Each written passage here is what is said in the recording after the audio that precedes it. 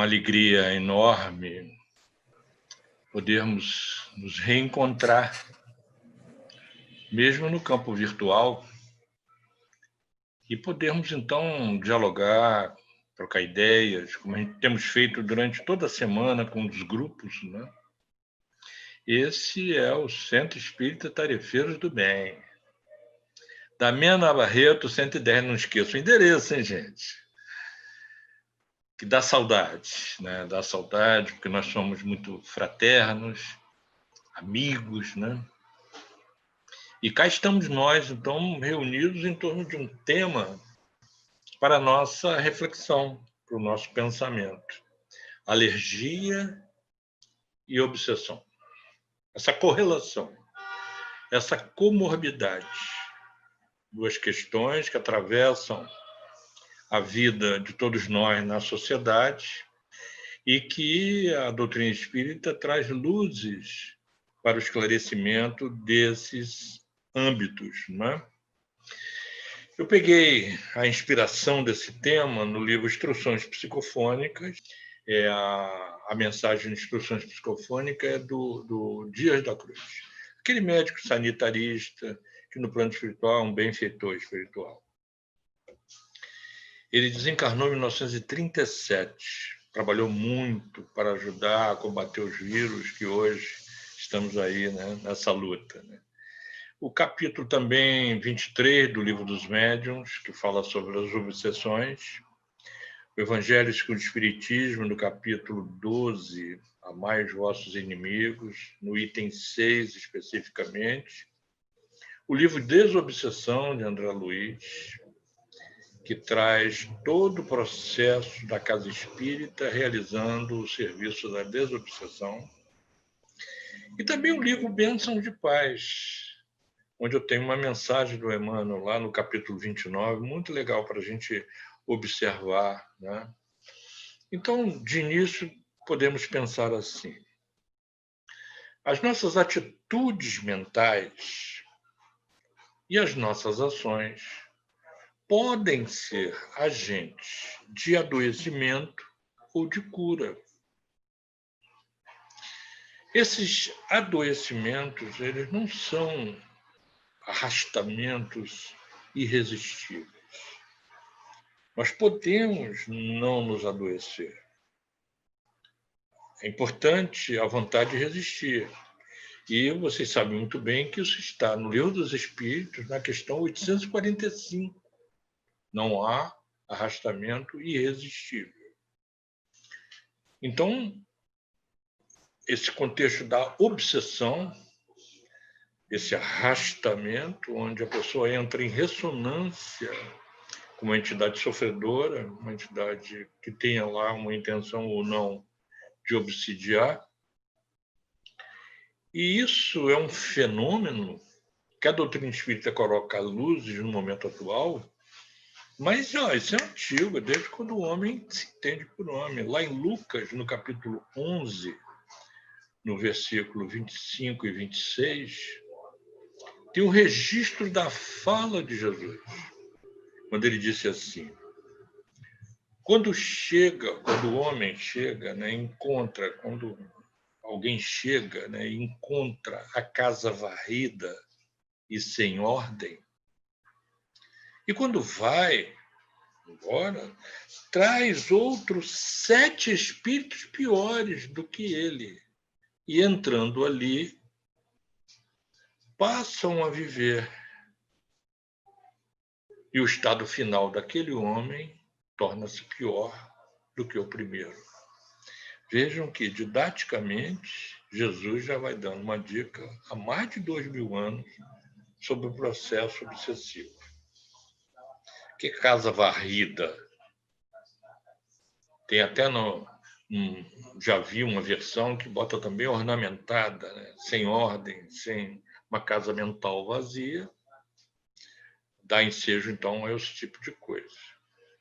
André Luiz escreve para a gente, lá no capítulo 8º do livro Ação e Reação, um trecho singular, onde ele e o instrutor espiritual baixam um padrão vibratório, entram na comunidade ali, daquela família, onde existia um obsessor tenaz, que era o Leonel. Eles entram na conversação e o Leonel não percebe que eles são espíritos bons, porque eles baixaram o padrão vibratório, chegaram e captaram do Leonel qual era o processo que ele fazia e onde foi que ele aprendeu a fazer os processos obsessivos. E o Leonel dá uma aula didática sobre processos de obsessão, que para nós é uma lição muito boa, para nós refletirmos. Então ele diz assim que nós aprendemos, diz o Leonel, naquilo que ele chamou de Escola dos Vingadores. E lá existem psicólogos, vampiros, tem médico vampiro, tem dona de casa vampiro, tem gente de tudo que é classe, são pessoas inteligentes, a serviço do mal, estabelecendo, então, um processo de submissão do outro à vontade e à ordem do obsessor, no caso aí desencarnado. As pessoas, diz ele, existem um desejo que é imediatista, que é comum, mas ele tem um chamado desejo central, que ele chamou de tema básico dos interesses mais íntimos da pessoa. Esse desejo central, ele pode ser captado, percebido por esses espíritos atentos. Além dos desejos cotidianos, tem um que se repete, tem um que acontece. Então ele diz assim, para além dos pensamentos vulgares que nos aprisionam à experiência rotineira, nós emitimos com mais frequência, de maneira repetitiva, aqueles pensamentos que nascem do desejo central. E esse desejo central nos caracteriza até qual é nosso modo de ser, nosso caráter. São pensamentos que passam a constituir o reflexo dominante da nossa personalidade. Espíritos inteligentes, melhor exemplo que vocês podem ter é aquele do Jacó. Uma vez uma pessoa me perguntou por que eu cito tanto o Jacó nas minhas palestras. Eu acho o Jacó uma pessoa muito corajosa, um espírita experiente. Ele quebrou a persona, ele deixou o ego de lado, se expôs, escreveu tudo sobre ele. Onde foi que ele falhou aqui na Terra? Sendo uma pessoa que tinha um conhecimento profundo da doutrina, coordenava a casa espírita. E ele tinha um desejo central. E esse desejo central não casava muito bem com os conceitos da doutrina espírita. Tanto é que um espírito alcoólico, que ele tentou esclarecer na mesa mediúnica, não foi bem sucedido. Depois ele vai lá, depois de desencarnado, procurar o espírito e perguntar para ele por que não conseguia. Ele falou, porque eu seguia você. Eu via que você tinha uma característica, você falava, ensinava, mas você não fazia nada daquilo que você ensinava. Então tinha ali uma questão delicadíssima, né? Não vou aqui falar o desejo central, vou deixar vocês lerem lá qual era o desejo central do Jacó no livro Voltei, psicografado pelo Chico Xavier, que é um livro de cabeceira, que é uma orientação para os espíritas não caírem no mesmo erro que o Jacó. Né? Então ele diz assim, que a crueldade, diz o obsessor, ensinando ao André Luiz, ao instrutor, a crueldade é o reflexo do criminoso em potencial. Então, se ele quer levar uma pessoa a cometer um crime, se enrolar na sua vida e atrapalhar o plano, ele fica observando se a pessoa tem atitudes cruéis na sua vida cotidiana. Acontece uma coisa, acontece a outra, age com crueldade. né? Pode ser um criminoso em potencial. Outro aspecto, a cobiça é o reflexo do usurário, o pão duro, aquele que é agarrado com os bens materiais, com o dinheiro, com as coisas, cobiça. Ele mostra nas atitudes, no modo de ser, sempre uma vontade de ganhar mais, do verbo ter, né? A maledicência, isso é uma obsessão ensinando André Luiz, hein, gente? A maledicência é o reflexo do caluniador. Então, se ele quer um caluniador para obsidiar e levar informações caluniosas sobre alguém, vocês sabem que quando uma pessoa se promove, quando a pessoa está, por exemplo, no movimento espírita, os oradores espíritas, volta e meia são caluniados, pessoas da treva, que se utilizam, pessoas desencarnadas da treva, que se utilizam de incautos que têm essa maledicência como centro de interesse para jogar lama na vida dos benfeitores. Ninguém está livre disso. E a maledicência, então, é o reflexo do caluniador, né? E o escárnio? Ele diz que o escárnio, pessoa escarnecedora, o escárnio é o reflexo do ironista. A ironia é a arma dos covardes. Se utiliza de maneira indireta para falar uma verdade, não é? Então, o escárnio é o reflexo, ele sabe que ali tem um ironista. Então, ele diz que a irritação, por exemplo, é o reflexo do desequilibrado. A pessoa que se desequilibra muito fácil é uma pessoa que tem um caráter irascível, irrita-se muito fácil com as coisas, estopim curto para frustrações. Ali tem um desequilibrado em potencial que eles podem atuar se eles querem manipular um desequilibrado. Então, repetindo, a crueldade como reflexo do criminoso, a cobiça como reflexo do usurário, a maledicência como reflexo do caluniador, o escárnio como reflexo do ironista e a irritação como reflexo da pessoa potencialmente desequilibrada. E aí, para surpresa do André Luiz, para surpresa de todos nós que lemos o livro, né? Ele diz que a elevação moral é o reflexo do santo. Percebe que a pessoa, nas suas atitudes, tem elevação moral. Eles falam, esse aí não tem jeito. Esse a gente não consegue nada.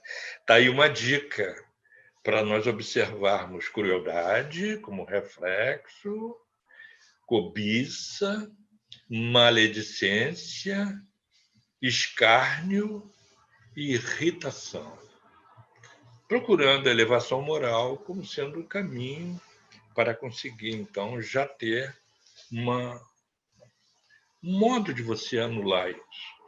Então, eu queria que você, agora que está aqui assistindo, através do Zoom, através da YouTube, né? Pensa um pouquinho, vamos botar aí 30 segundos, que é o tempo de um comercial. Você pode ser um criminoso em potencial, você pode ser um usurário em potencial, você pode ser um caluniador em potencial, você pode ser um ironista ou um desequilibrado, à mercê de pensamentos inteligentes e nocivos que encontram um campo, como Jesus disse, e chegando e vendo uma cabeça vazia, com pouca consistência moral, mais 7 se utilizam. Mais 7 quer dizer uma simbologia de muitos espíritos obsessores pode se utilizar de uma pessoa. Ele não entra no corpo, mas ele faz uma telementação e manobra a pessoa no quadro do pensamento, da ação, né? Então, 30 segundos para você pensar. Crueldade, cobiça, maledicência, escárnio e irritação. Nos últimos 6 meses, pensa, seja honesto com você mesmo, seja honesta com você mesma. Nesses 5 itens: crueldade, cobiça, maledicência, escárnio e irritação. Qual que você tem estado mais constantemente? Claro, a pessoa pode se irritar, não é isso que nós estamos falando, é constantemente. 30 segundos para você pensar.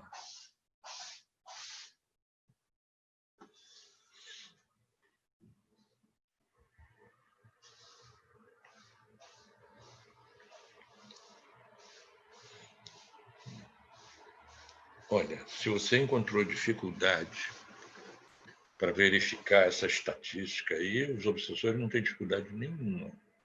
Veja o que Leonel falou. Conhecido o reflexo da criatura, como é que ele conhece o reflexo da criatura? Ele segue.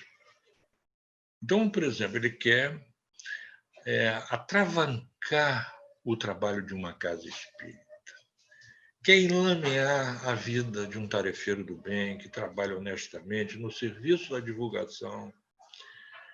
O obsessor está contrariado porque o obsidiado se renovou e foi ajudado por um certo tarefeiro ou uma tarefeira, ou um grupo espírita, ou mesmo alguém que está num trabalho dignificante. Então, por maldade, ele não consegue atuar diretamente, atua através de terceiros, procurando esses reflexos para conseguir fazer alguma coisa. Fake news, as calúnias, isso que a gente vê principalmente na época das eleições, muita gente entrando, mesmo espírita, tarefeiros de casa espírita, entrando em quadros dolorosos, de reflexos que a treva adora observar. Então, olha só o que Leonel disse. Conhecido o reflexo da criatura, que nos propomos retificar ou punir ou manipular, é fácil superalimentar as excitações que são constantes. Ele não inventa nada de novo. Ele encontra no campo psíquico, no teor dos pensamentos, na média da vontade, do querer, do centro de interesse da pessoa, e é só ampliar. Robustece os impulsos, amplia os quadros mentais já existentes na imaginação do encarnado. Ou criam outros quadros que possam se superpor, nutrindo dessa maneira uma fixação mental. E aí vale a pena a gente perceber que na obsessão, a fixação mental é um dos aspectos importantes. O que o obsessor quer? Quer que a pessoa fique no looping, fechado na monoideia. O que o obsessor quer? Que a pessoa se isole, ela se chateia, ela fica suscetível, ela briga com todo mundo, recebeu uma crítica e sai do grupo, que pode ajudá-lo. É isso que o obsessor quer. Fixação mental e isolamento é tudo que o obsessor quer. Então, conseguindo isso, eles conseguem situar no convívio da pessoa espíritos que são assim. Pega um caluniador desencarnado e coloca ao lado. Nós estamos vendo aqui 5 exemplos, mas tem outras coisas, do âmbito sexual, do âmbito das pessoas que têm compulsões. Aí entraria uma quantidade enorme de processo obsessivo. Né? Essas entidades que são sofredoras, são hipnotizadas, são espíritos doentes, né? Ali elas se locupletam, porque encontram um campo favorável e sugam as energias da pessoa. E eles, então, criam determinações hipnóticas. E assim o delírio psíquico, ou obsessão, como a gente chama, né? Começa a se instaurar. Não há uma entrada no corpo, mas há um comando da vontade. Entregou a alavanca da vontade para o outro. A gente sabe que cada um é tentado segundo a tentação que alimenta em si próprio. Aí eu sei, vocês vão começar a pensar assim, mas o obsessor age assim, e o protetor espiritual não faz nada. Eu sei, eu já estou captando aqui as mensagens, né? Sim, eles atuam no dirigente da casa, o coordenador da reunião para conversar com a pessoa. de alguma maneira, direta ou indireta, aproxima a pessoa de uma página, a pessoa lê aquela página e fala assim, essa página está ótima para fulano, e faz uma mensagem carapuça para alguém, não internaliza o conceito, porque já está envolvido no quadro, né? No Livro dos Espíritos, na questão 467, Kardec faz uma pergunta muito interessante dentro desse campo. O homem pode se eximir desses espíritos que procuram arrastá-lo? Há alguém no mundo que possa fazer um esforço para se eximir disso? Todo mundo está sujeito a esse negócio? É assim? Né? A resposta é muito interessante dos espíritos. Pode sim. Porque os espíritos respondem que esses espíritos só se apegam aos que têm sintonia, vibrações semelhantes, desejos iguais, pensamentos similares, se atraem com a limalha de ferro ao ímã. Os espíritos superiores, eles respeitam o livre-arbítrio. O obsessor não está nem aí para isso. Ele engorda aquele desejo central. Ele insufla a vaidade, o ego, e aí vai daí para diante. Aí nós temos na questão 645, que nós já falamos, todo mundo fala isso no movimento espírita, é uma questão do Livro do Espírito importante, 645, em que o arrastamento pode acontecer, mas não é irresistível, nunca é irresistível. Mas arrastamento existe. E é importante que a gente fique atento para que possamos, então, perceber o que é sintonia mental. A influência que os espíritos podem exercer. Eles não podem criar tendências que não temos. Aproveitam-se dos nossos pontos fracos e tentam interferir no nosso livre-arbítrio. Tentam. Os amigos espirituais não fazem isso. Os espíritos superiores não violentam, mas eles tentam. E atenção, hein? Porque no fim de tudo, é a gente que diz sim ou não. O espírito arrasta, leva, mas eu digo sim ou eu digo não. Não há como fugir dessa responsabilidade. É claro que a pessoa está debaixo de uma perturbação, o espírito se aproveitou um momento dele de fragilidade. Vamos abrir aqui um parêntese nesse aspecto. Emmanuel diz que, no fundo, o obsessor nos presta um serviço. Só Emmanuel mesmo. Ele encontra nisso um lado positivo muito interessante para a gente pensar. Como é que a gente ia descobrir que tem aquela fragilidade? O espírito obsessor, ele faz um exagero da nossa fragilidade, escancara, fica no nível consciente, porque a coisa aparece, as pessoas percebem.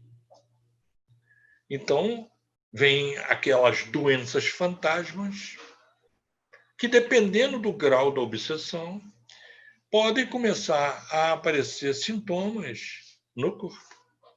Vocês sabem, lá no capítulo 23 do Livro dos Médiuns, Allan Kardec falando sobre as obsessões, recomendo ler com carinho, com calma, porque é o tema da nossa vida. A obsessão hoje é mais pandêmica do que essa pandemia que nós estamos vivendo aí. As obsessões são pandêmicas. A obsessão simples, diz Kardec, a fascinação e a subjugação. A subjugação é aquela, vou pegar mais grave, né? É aquela em que o encarnado ele já tem a sua vontade no controle remoto. Ele já não tem vontade própria. Tem, mas ele não usa mais. Já está submetido, submisso à vontade do obsessor. E a questão já é de ordem física e psicológica. já virou um doente psiquiátrico. Quanto mais tempo de obsessão, mais difícil é tratar. A obsessão menos mal, também ruim, mas menos mal do que a subjugação é a fascinação. A fascinação, gente, o espírito se coloca ao lado do encarnado, que ele quer desviar, quer direcionar, quer sugar suas energias, fazer o que ele quer, mas como se ele fosse um amigo. E ele vai dando insuflamentos mentais que alimentam o ego da pessoa, estruturações egóicas que fazem com que ele fique impermeável às estruturas da doutrina espírita, por exemplo, fica impermeável às falas dos amigos, porque ele está num circuito fechado, ouvindo tão só a fala do obsessor. Então alguém vem e fala: amigo, conheço você há muito tempo, cuidado, olha, eu conheço essa matéria, eu trabalho há muito tempo no movimento espírita, vamos fazer um tratamento, o negócio não está bom, olha o que está acontecendo. O obsessor diz: esse aí não é seu amigo. Se ele fosse seu amigo, ele não falava assim. Ele se fecha, fica suscetível. Ele impressiona de uma maneira muito forte as nossas máculas, nossas feridas, aquela criança ferida que eu falei outro dia. Isso é a fascinação. Se coloca como amigo e leva, como um barquinho pequeno, desses do porto, que leva um navio imenso para onde ele quer. É um falso amigo e que trabalha subjetivamente. A obsessão simples é aquela em que o espírito desencarnado, sofredor ou obsessor, ele não esconde o móvel da sua intenção. A pessoa que está sofrendo a obsessão, ela também não tem dúvida, aquilo aparece aqueles sintomas todos, passa mal, tem dor de cabeça, toda vez que vai para a reunião, para assistir a reunião pública do centro espírita, acontece um pandemônio dentro de casa, a pessoa fica com dor de cabeça, fica vomitando, passando mal, e é só na hora de ir para a reunião. Isso é uma obsessão simples. Muitas vezes a pessoa pode estar mostrando quadros de tristeza muito grande, confunde até com depressão, e ele fica perguntando: por que eu estou tão triste assim? E fica desanimado.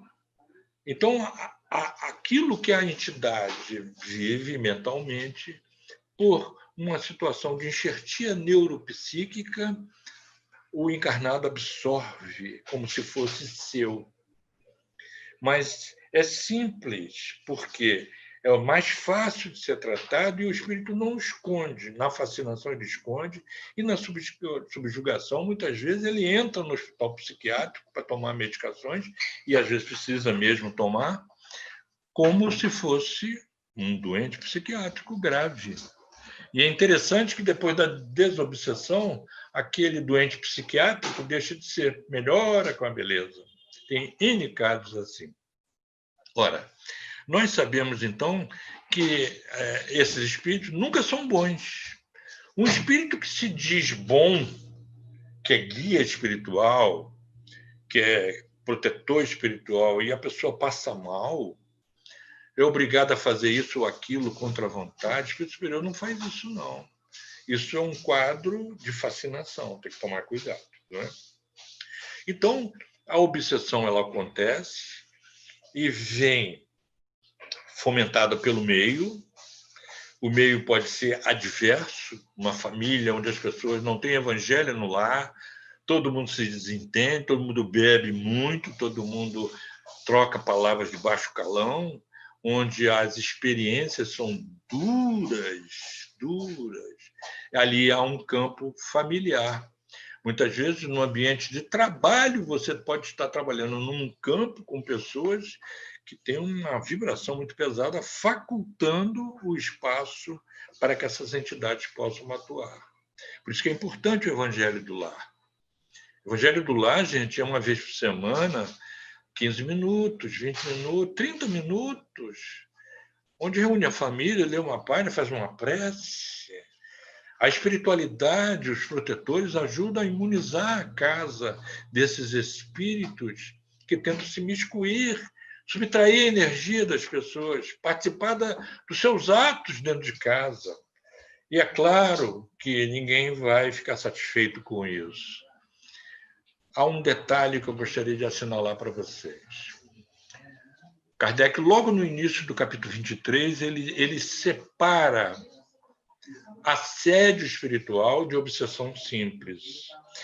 E lembrando aí, tem autores falando sobre isso, obsessão simples não é uma simples obsessão. A coisa é séria, porque tem uma repetição, há uma constrição psicológica, emocional, de um espírito desencarnado, sofredor ou mal intencionado sobre o encarnado, citando aí essa classe. Mas o assédio, todo mundo está sujeito. Jesus foi assediado o tempo todo. O espírito pode ser superior, pode ser inferior. Assédio, gente, acontece em tudo que é lugar. Assédio é uma coisa. Você está trabalhando no bem, está no combate corpo a corpo do trabalho, do atendimento fraterno. Graças a Deus, a nossa casa tem atendimento fraterno todo dia e toda hora. Todos os trabalhadores são atendedores fraternos em potencial. Você está ajudando as pessoas, é claro que contraria o obsessor que estava querendo se locupletar com aquela pessoa que foi ao centro, tomou o passe, compreendeu a mensagem, pôde conversar com um esclarecedor, e o nome dele foi para a reunião de desobsessão, e a vida dele vai melhorando. Os parentes notam. Depois que você foi nessa casa, você melhorou. E a doutrina espírita vai internalizando. É claro que aquele inimigo de vida anterior ou adquirido nessa vida fica contrariado. Muitos deles se convertem, passam a ser trabalhadores do bem, mas há uma classe de espíritos que se voltam contra a casa espírita, contra o trabalhador. E cá para nós, trabalhador do bem, que trabalha no corpo a corpo, da desobsessão, do atendimento fraterno, que faz palestra, que faz as salas de conversa que a gente faz, está sujeito aos assédios. Faz parte. Faz parte. Agora, obsessão simples, não.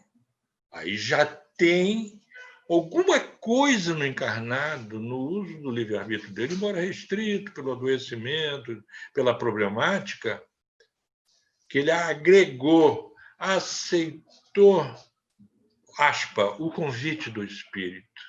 E isso se manifesta no corpo de maneiras as mais diversas. E se manifesta sob a forma de sintomas. Então, é importante a gente observar que as obsessões trazem perturbações psíquicas e trazem perturbações orgânicas. Entre essas perturbações orgânicas, há as alergias. As alergias são a expressão dessas obsessões. Eu sei, já teve gente escrevendo para nós, ai meu Deus, eu tenho alergia, então eu estou obsidiado. Cuidado. Nós não estamos dizendo que todo alérgico é obsidiado. Ok? Não estamos dizendo isso. Vamos ver aí adiante que não é bem assim. Mas todo obsidiado, de alguma maneira, ele expressa uma alergia. Nós vamos ver daqui para diante. Então, eu já botei as pessoas ficarem mais calmas, eu sei. Já me escreveram, já preocupados, né? Então, nós temos o seguinte: no tratamento da desobsessão, se você está se sentindo assediado, toma um passe, procura uma pessoa mais esclarecida da casa espírita, bota o nome lá na reunião de desobsessão, mas continua trabalhando no bem. Isso aí faz parte. Se é trabalhador do bem, continua fazendo o trabalho do bem. Agora, está instaurado uma obsessão, você não consegue dormir, tem pesadelos, as pessoas em volta todas estão bocejando. Onde você vai, lá no capítulo 23, Kardec dá 9 itens para a gente reconhecer a obsessão, recomendo ir ler lá. Vou contar só um, que onde a pessoa vai, ela é o móvel de confusão, ela é o objeto, ela é a causa, enfim, onde ele vai tem confusão. Cuidado. Todo lugar que você vai tem Tem confusão? Cuidado, você está com um campo aí bem pesado. Então, identificou que está sofrendo, quer fazer uma desobsessão? Pensa o seguinte: autoconhecimento. Tem que tomar passe? Tem que tomar fluidoterapia, claro. Mas olha, reforma moral, que é a autodesobsessão. Ninguém vai fazer por você aquilo que você precisa fazer com você mesmo. Isso é óbvio, não é?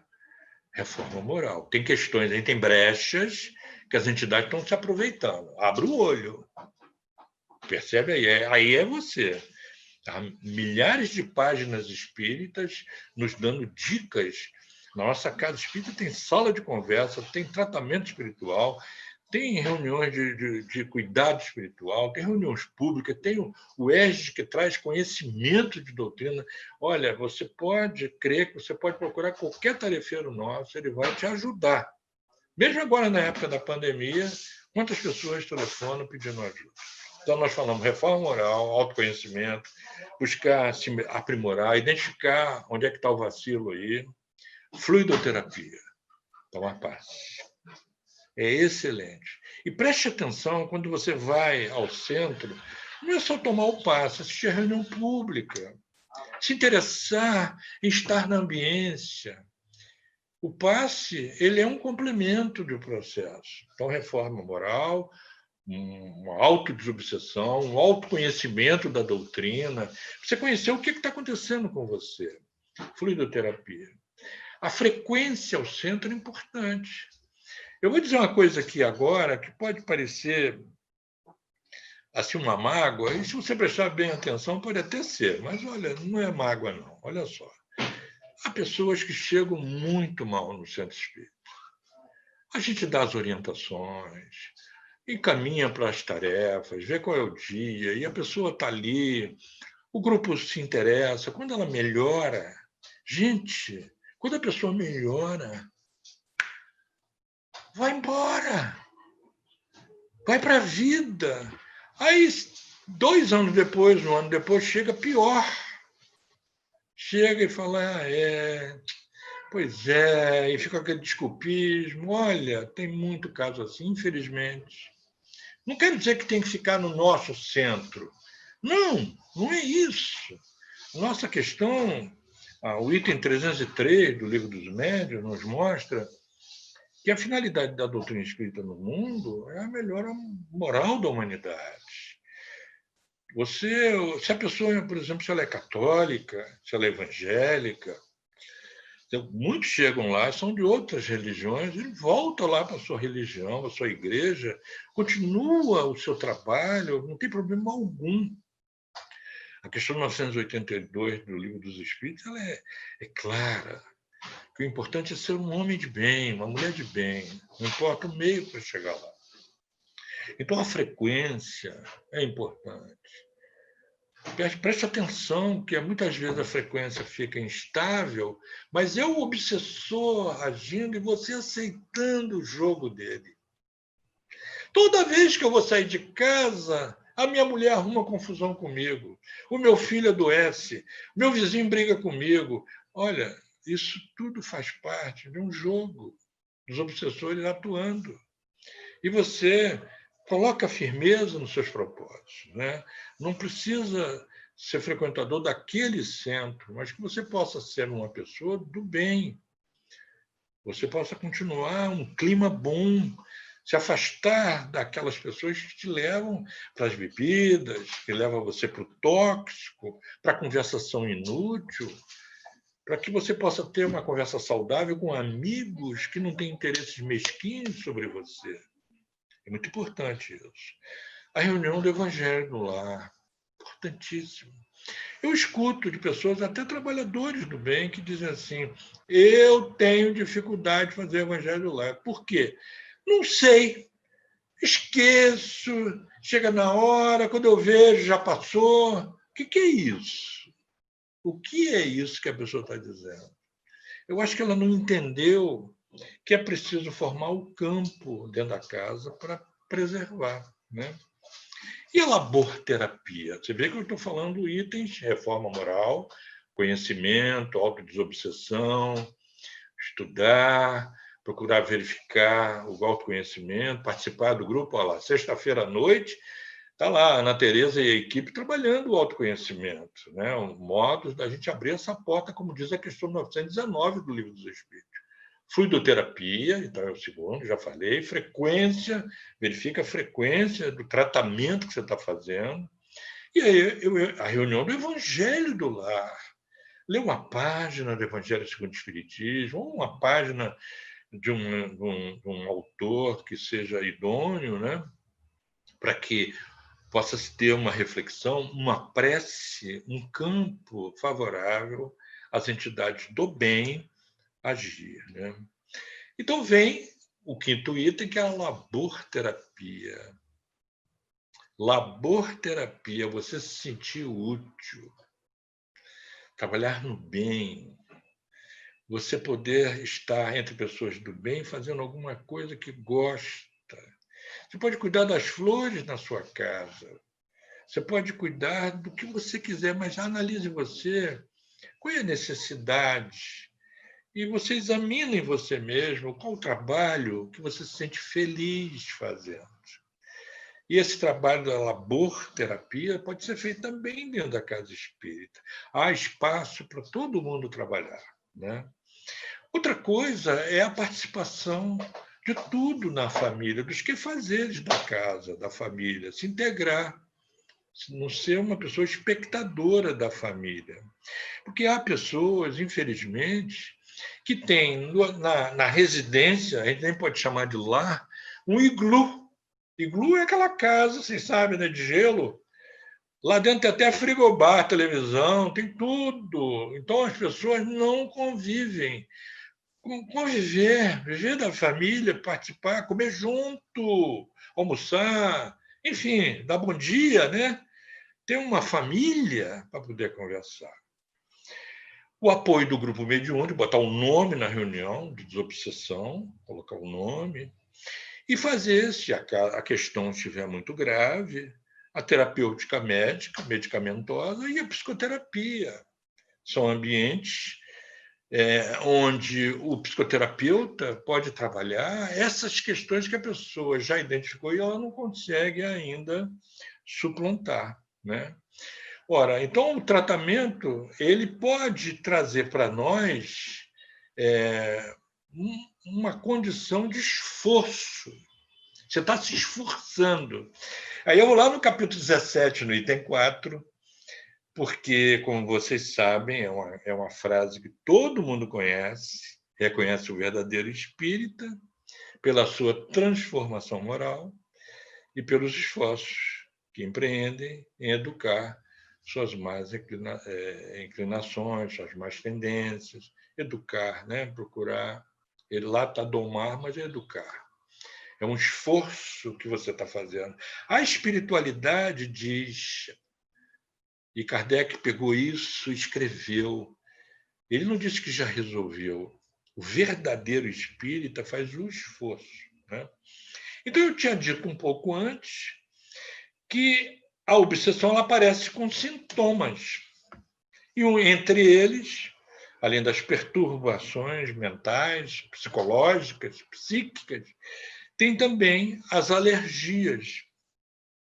Porque a obsessão, segundo Dias da Cruz, instruções psicofônicas, é uma espécie de processo alérgico.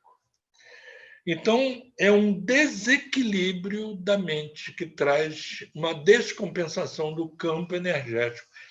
A homeopatia tem trabalhado com isso, os florais de Bach têm trabalhado com isso, na reharmonização, para que a pessoa possa ter condições de dar a volta por cima, né?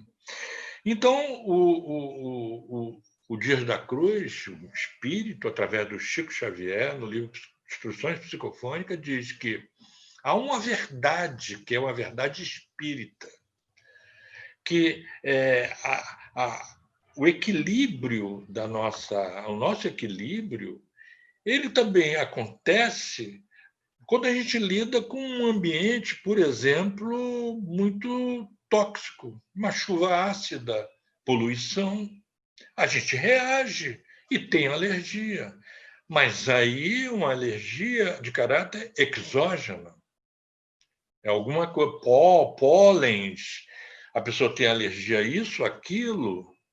Isso é um tipo de alergia, mas não é de caráter exógeno, né? Mas tem também as alergias de caráter endógeno, que o espírito, a mente, o psiquismo exala uma vibração e o corpo decodifica isso como ameaça. Nós vimos lá o Leonel dizendo que a pessoa expressa, o ironista e tal, não é? Então, a autoobsessão, o pessimismo crônico, a tristeza quanto mais, o estado vitimado constante, medos e pânico de perigos que não existem, autoestima sempre baixa e menos-valia pessoal são elementos que o Dias da Cruz diz que abrem campo mento-eletromagnético, perispiritual, portanto, para a manifestação no corpo dos sintomas que nós estamos citando como sendo alergia. Essas alergias, quem é médico, quem é da área médica pode estranhar, mas ela pode existir por bactérias, tem alergias a medicações, por exemplo.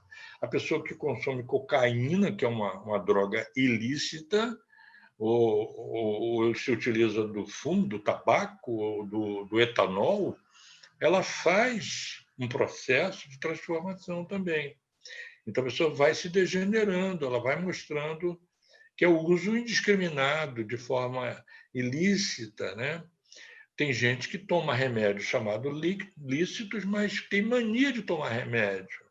Então, toma remédios e eles se transformam em fatores proteicos, transformando-se em alérgenos alarmantes. Então, o tempo vai marcando isso na pessoa que consome esses produtos, não é? Ou aquele que vive naqueles estados que eu falei um pouco antes. Como é que funciona, então, o processo da alergia? Como é que é isso? Vamos pensar no corpo. Isso é Dias da Cruz, que nos dá uma aula. O anticorpo faz uma ação sobre o antígeno na intimidade da célula. E a célula, em defesa, na defesa, ela liberta uma substância que é semelhante à histamina.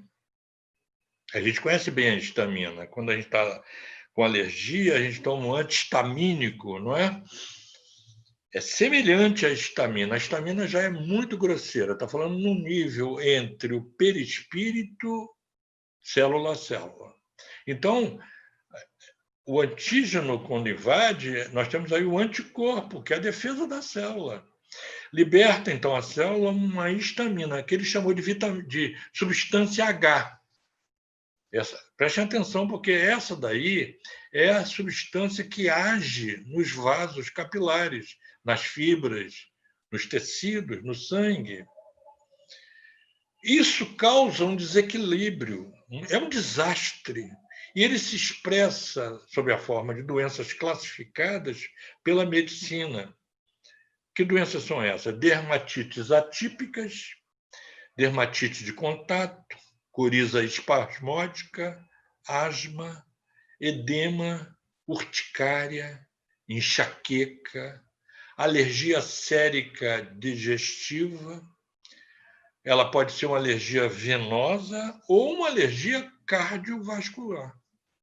Então, o Dias da Cruz diz que traz um desequilíbrio no corpo, que, na verdade, é uma denúncia do corpo ao ser espiritual que está encarnado, como dizer assim: ei, as coisas aqui estão sendo invadidas, nós estamos vivendo um desequilíbrio, ajuda aí. Alguma coisa no campo da psicossomática estabeleceu um desequilíbrio entre nós. Qual é o processo imunológico que Dias da Cruz nos traz? É sensacional. Dias da Cruz é muito bom. Lá, leiam Instruções Psicofônicas, tem 4 mensagens desses teores lá. Quem gosta de estudar, quem quer se conhecer, olha lá. Então, ele disse que aquelas radiações mentais, aquelas que a gente emite, né, são a base que eles chamam de agente R, radiações mentais, que eles chamam agente R. Lembra a substância H? Ela é expressada no corpo quando a gente manda radiações mentais que ele chama de agente R. Então, o agente R dá um impulso à substância H já no nível de perispírito, célula a célula com o corpo. Então, a célula ela recebe esse impacto. Então, essas perturbações que a gente faz são perturbações neuropsíquicas e o cérebro passa a ser um órgão de choque. Como é que nossos pensamentos influenciam isso, né? Os nossos pensamentos, diz Dias da Cruz, arrojam raios que não vão só para o corpo, não, vão para fora também, formando um campo mento-eletromagnético, não só na nossa psicosfera e na nossa ambiência, como também no cosmo orgânico. E isso pode se definir, esses nossos pensamentos, que são tenebrosos, pesados, através de atitudes, vibrações, palavras ou atos, que se expressam numa cadeia. E isso tem um campo que abre uma baixa vibração, faz impregnação nos objetos, nas coisas, nas pessoas, na perturbação que causa, e para dentro do cosmo orgânico, as células todas, fator R chegou, tem defesa com aquele elemento H, que é a defesa da célula, não é? Ela se defende. Então, todos os nossos pensamentos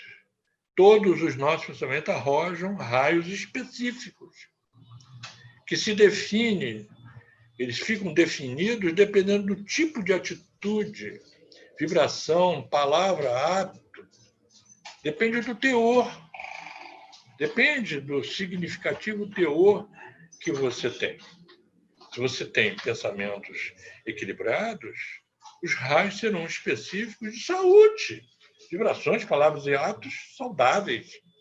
Mas se a coisa vai naquele nível pesadão, cara, vai fazer muito estrago aí, né? A autoproteção, então, se torna muito importante. E a espiritualidade, ela torce que a gente não faça uma sabotagem, que a gente não sabote a própria influenciação que eles tentam fazer para que a nossa vida seja um pouco mais sadia, né? Os espíritos encarnados, diz Dias da Cruz, precisam curar as atitudes em função dele mesmo e do meio, das pessoas. Crianças sofrem muito campo vibratório. A criança fica com febre, ela passa mal. A criança tem urticária, ela passa mal. E aí você fica procurando uma etiologia obscura, porque é um campo mento-eletromagnético que alguém criou dentro do lar, através das suas aflições, das suas atitudes ruins. Então, vamos lá nas atitudes infelizes que causam esse pandemônio todo aí, né, gente? É por defesa que nós fazemos isso. Então, nós produzimos elevada percentagem de agente R, que é destrutiva em nós, porque é como se fosse uma doença autoimune. A célula vai emitir alguma coisa de proteção corrosiva, que abre espaços para... É um labirinto, né, de doenças e obsessões espirituais no campo mental, repercutindo no corpo. Então, a gente entendendo o fator R como sendo fatores reativos que nós temos de ordem emocional. E a gente dispara na direção do outro, na direção de nós mesmos. Olha, nós fazemos muita besteira. Toda vez que nos sentimos afrontados. Vocês viram, quando a gente conversou sobre a criança ferida, como a gente faz isso? E toda vez que a gente se sente afrontado, reage daquela maneira, uma atitude emocional desequilibrada, a gente faz funcionar no nosso corpo uma doença psicossomática. Então, vamos lá, vamos olhar que tudo começa quando a gente absorve uma ideia malsã em meio a uma concepção negativa. Olha que coisa, que mingau destrutivo. Uma ideia malsã no meio, num campo negativo, de concepções negativas. Está querendo, né? Está buscando. E é assim que a gente faz. Não vamos dizer que isso acontece com os outros. Não vamos dizer que isso acontece com Marte, lá em Marte. Não, é aqui, é conosco, todo dia. E atento aí, porque nós vamos agora eleger agora os 5 itens que efetivamente, já falamos lá atrás, que trazem consequências no corpo tenebroso que a Dias da Cruz traz, então, como sendo alergias. Lembra? A cólera e a irritação. Cólera e irritação. A cólera e a irritação, a leviandade e a maledicência, a crueldade e a calúnia, a irreflexão e a brutalidade, a tristeza e o desânimo. Pensa numa régua maldita, que de um lado está a cólera, do outro está a irritação. De um lado está a leviandade e a maledicência, crueldade e a calúnia, a irreflexão e a brutalidade, a tristeza e o desânimo. Gente, meio minuto para você pensar. Nos últimos 6 meses, a cólera, a leviandade, a crueldade, a irreflexão e a tristeza andaram por aí, deu guarita para isso. Pensa aí, 30 segundos, que é um tempo de um comercial de televisão. Pensa. Isso leva um impulso destrutivo, psicossomaticamente destrutivo, e as células se defendem. É fator R. São vibrações que a gente leva a trazer para nós mesmos uma questão que o Dias da Cruz enumera da seguinte maneira: nossa conduta é a nossa enfermidade. Então, tem aquela velha pergunta que a gente sempre faz no autoconhecimento, né? O que é que a minha doença está me dizendo? Não é uma pergunta interessante? O que essa minha questão está me dizendo? Né? Essa doença, estou com essa doença, o que ela está me dizendo? Isso é trabalho para a vida inteira, é trabalho para ganhar a encarnação, é processo, é processo.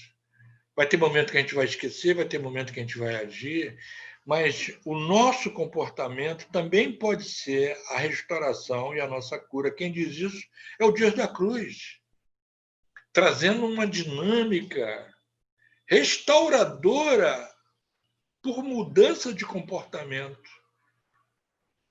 Mudança de comportamento.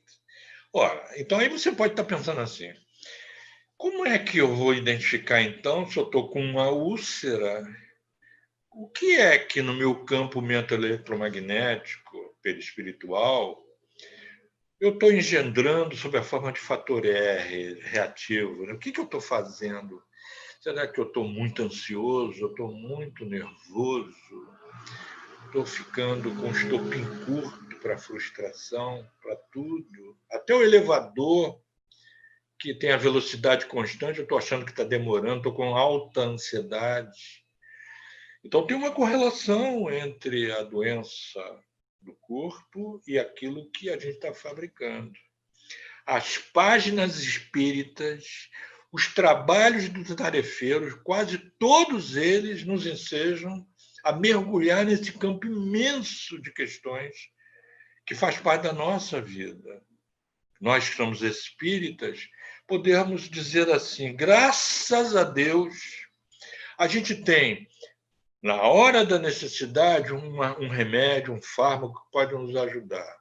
Na hora que a gente está precisando, não está conseguindo sozinho resolver, um psicoterapeuta para ajudar, beleza.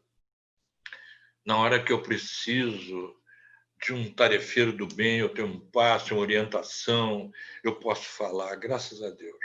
Mas tem uma questão que nem o médico, nem o psicólogo, nem o tarefeiro do bem vão poder fazer por nós, que é essa vontade de querer sair do estado de doença, deixar de ter esse ganho aí e poder dar à vida uma qualidade maior.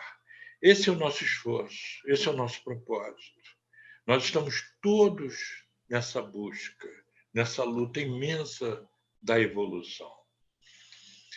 Prestem atenção que muitas vezes as atitudes nossas nem sempre são tão abertas assim.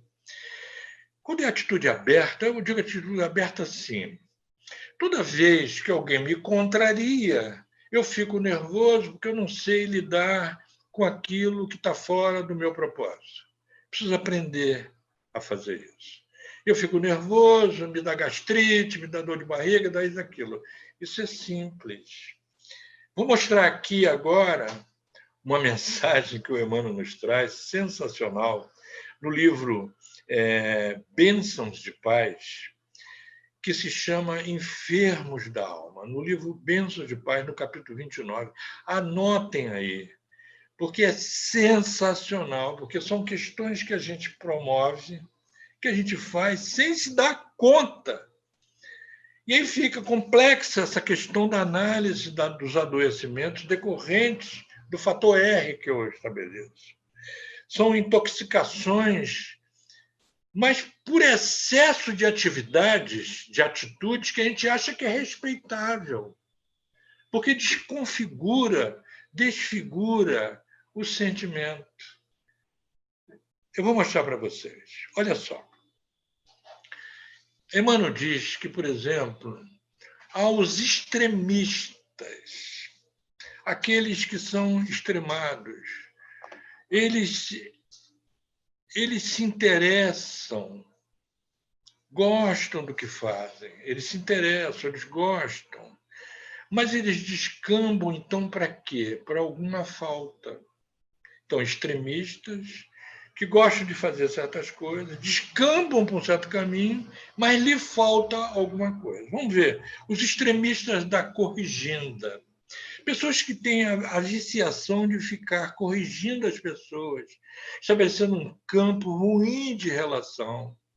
Então, eles se interessam e fazem um processo punitivo. Eles descambam para a dureza de coração. E está faltando o que aí, gente? Qual o remédio? Misericórdia. Então, os extremistas da corrigenda têm um processo punitivo, traz dureza de coração, trazendo problemas, mas está faltando o quê? Misericórdia. Os extremistas da gentileza gostam de agradar, gentis demais da conta. Descambam, então, para a deficiência, deixam de ser eficientes. Ficam tão preocupados em agradar o outro que não olham as suas deficiências. Está faltando o quê aí? Vigilância. É um remédio. Misericórdia, vigilância são remédios. Os extremistas da independência são pessoas que querem ser sempre emancipados. Não trabalham em grupo, não convivem com as pessoas.